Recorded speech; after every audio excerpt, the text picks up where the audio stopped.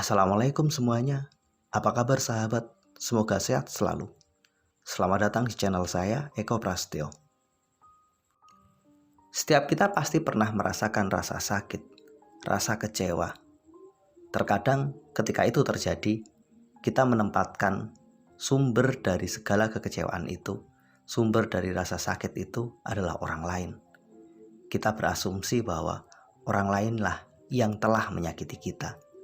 Orang lainlah yang telah menyebabkan kita kecewa. Sebenarnya kondisinya tidaklah demikian. Kalau kita mau jernih menilai, mau jernih berpikir, yang menyebabkan rasa sakit itu ada karena kitalah yang memilihnya.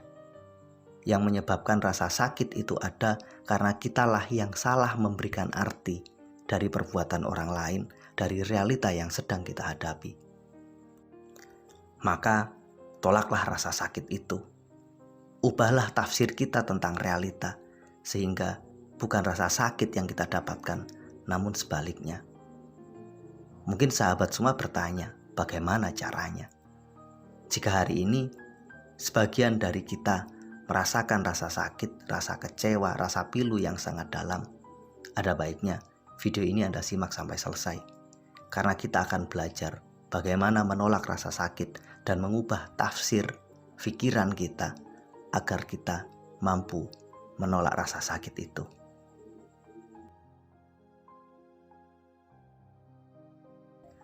Ketika menghadapi segala sesuatu, kita punya pilihan untuk menerimanya atau menolaknya, untuk memilihnya atau tidak memilihnya. Hal ini juga berlaku pada rasa sakit. Rasa sakit itu ada karena kita memilihnya. Rasa sakit itu muncul karena kita mengizinkan rasa sakit itu datang dan masuk ke dalam diri kita. Apapun kekecewaan yang Anda rasakan, apapun kepiluan yang Anda alami hari ini, semua itu ada karena Andalah yang memilihnya. Bukan peristiwa atau bukan mereka yang menjadi penyebabnya. Sebenarnya kita punya kemampuan untuk memilih. Apakah kita mengizinkan rasa pilu itu ada pada diri kita atau tidak? Apakah rasa kecewa itu kita izinkan menjelma atau kita menolaknya? Pendek kata, harusnya kita punya kedaulatan untuk memilih, menerima atau menolak rasa sakit itu. Kalaupun ternyata rasa sakit ada, itu karena memang kitalah yang mengizinkannya. Itu karena kitalah yang memilihnya ada. Putus cinta itu fakta. Tapi rasa sakit yang muncul dan tercipta karena putus cinta itu karena kita memang memilihnya ada. Kita memilih dan mengizinkan rasa sakit dan kecewa akibat putus cinta itu menjelma dan menjadi bagian dari hidup kita. Ditipu orang lain itu memang fakta. Tapi kita punya kemampuan untuk memilih apakah kita kecewa dengan semua penipuan itu atau kita memilih untuk tetap bahagia. Mendapatkan cemooh, caci maki, hate speech, komentar negatif dari orang lain, itu adalah memang realita yang kita temukan. Namun sekali lagi, kita punya pilihan apakah mengizinkan rasa sakit atau tidak atas semua cemooh itu. Kita bisa menghiraukan semuanya tanpa kita mengizinkan rasa sakit itu ada. Tapi ketika kita telah memikirkannya, mengizinkan cemooh itu ada pada diri kita, mengizinkan semua hate speech itu menyakiti diri kita, itu bukan karena hate speech itu bukan karena semua cemooh itu karena kitalah yang memilih untuk mengizinkan rasa sakit itu masuk. Pendek kata, semua rasa sakit itu ada karena kitalah yang mengizinkannya. Jika kita menolaknya, maka semuanya tak akan pernah ada.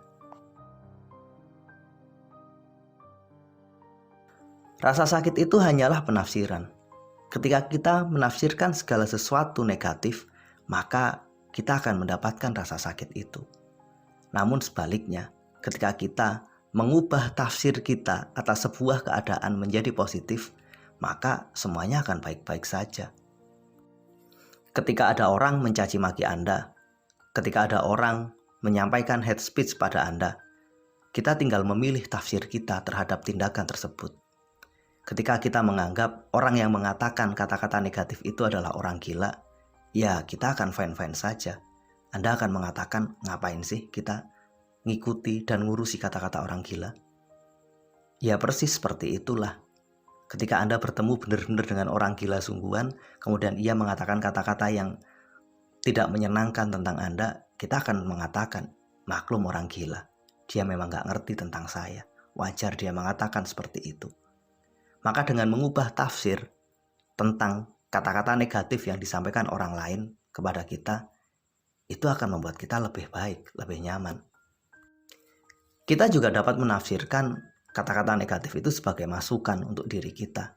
Kemudian kita menyampaikan terima kasih kepada orang yang telah menyampaikan kata-kata negatif tersebut. Kemudian kita mengatakan, wow, ini luar biasa. Saya dapat insight tentang diri saya. Akan saya jadikan kata-kata ini sebagai perbaikan untuk diri saya.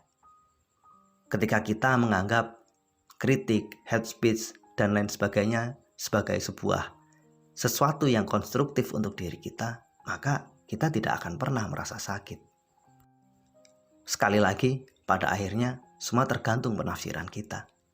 Ketika kita menafsirkan kata-kata negatif itu sebagai sesuatu yang membunuh kita, sesuatu yang menyakiti kita, sesuatu yang tidak kita harapkan, ya kita akan dapat rasa sakitnya. Namun ketika kita mengubahnya menjadi lebih positif, maka kita tidak akan pernah merasa sakit. Contoh lain lagi, putus cinta. Ketika Anda patah hati, ditinggalkan oleh orang yang sangat Anda cintai, kita tinggal memilih mau menafsirkan apa peristiwa itu. Apakah menafsirkannya sebagai sesuatu yang positif atau negatif? Ketika Anda menafsirkan itu sebagai sebuah pengkhianatan, ketika Anda menafsirkan itu sebagai sebuah pengingkaran atas komitmen yang telah dibangun selama ini, maka Anda pasti kecewa. Anda pasti sangat sakit. Namun, ketika Anda menafsirkan putus cinta sebagai sebuah momen untuk mendapatkan pengganti yang lebih baik, menafsirkan itu sebagai inilah jalan terbaik saya karena memang dia tidak layak untuk saya, maka kita akan mendapatkan suasana hati yang berbeda. Ketika Anda setelah mengalami peristiwa putus cinta, kemudian mampu mengambil jarak dengan mantan Anda, melihat sisi negatif dia, kemudian pada akhirnya kita sadar, baru kemudian kita bersyukur, Tuhan, terima kasih, Engkau telah memisahkan saya dengan dia, karena sekarang saya baru sadar bahwa ada begitu banyak hal negatif yang ada pada dirinya, yang membuat dia memang sebenarnya nggak layak untuk saya. Maka peristiwa patah hati itu akan memberi rasa jauh lebih nyaman untuk diri kita. Contoh lain lagi, Anda telah pesan tiket pesawat, ternyata maskapai penerbangan Anda melakukan penjadwalan ulang. Pesawat tersebut berangkat lebih awal. Ketika Anda datang ke bandara, kemudian Anda terlambat, ternyata pesawatnya telah berangkat, maka ketika kita menafsirkan realita itu sebagai satu realita yang negatif, kita kecewa. Kita mengatakan maskapai tidak profesional dan seterusnya. Namun, setelah beberapa menit kemudian, kita mendapatkan kabar bahwa pesawatnya mengalami kecelakaan dan seluruh penumpangnya meninggal. Maka Anda akan mensyukuri peristiwa itu. Keterlambatan Anda tidak lagi Anda maknai sebagai sesuatu yang negatif, namun Anda memaknainya dengan cara yang positif. Inilah cara Tuhan menyelamatkan saya. Sekali lagi, rasa sakit atau tidak, itu benar-benar tergantung pada penafsiran Anda terhadap realita. Ubahlah penafsiran kita tentang apapun yang kita temui, dari negatif menuju positif. Maka semua rasa sakit itu akan jauh mereda.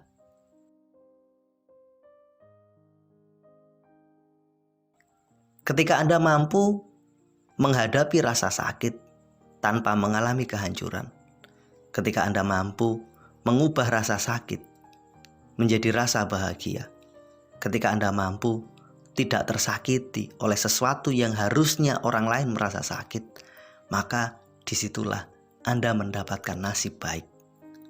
Nasib baik adalah ketika kita mampu kuat menghadapi berbagai kesulitan, tidak hancur dan tidak tenggelam olehnya. Justru kita menjadi lebih baik karenanya. Inilah nasib baik kita. Pada akhirnya, ini kembali pada Anda. Ketika hari ini mungkin kita sedang menghadapi kesulitan, sedang menghadapi rasa sakit, pilihan ada di tangan kita. Apakah akan menjadikan ini sebagai nasib baik, atau justru sebaliknya, kita tetap membiarkan ini sebagai nasib buruk? Ketika Anda ingin mengubah ini menjadi nasib baik, maka kita harus menang melawan rasa sakit itu. Ubah tafsir kita terhadap rasa sakit, agar rasa sakit itu sirna. Yang datang adalah rasa bahagia dan syukur yang luar biasa. Pada akhirnya saya ingin mengatakan, tolaklah rasa sakit itu, karena kita punya kemampuan untuk melakukan itu. Kita paham bahwa sakit itu pilihan, maka pilihlah untuk merasa bahagia. Apapun realita kita, itu tergantung tafsir Anda. Itu tergantung niat Anda. Apakah berniat untuk bahagia atau justru sebaliknya. Jika ingin bahagia, jika kita memilih bahagia dan menolak rasa sakit, maka tafsirkan semuanya menjadi lebih baik. Ubah sudut pandang kita, ubah makna kita terhadap realita yang kita temukan.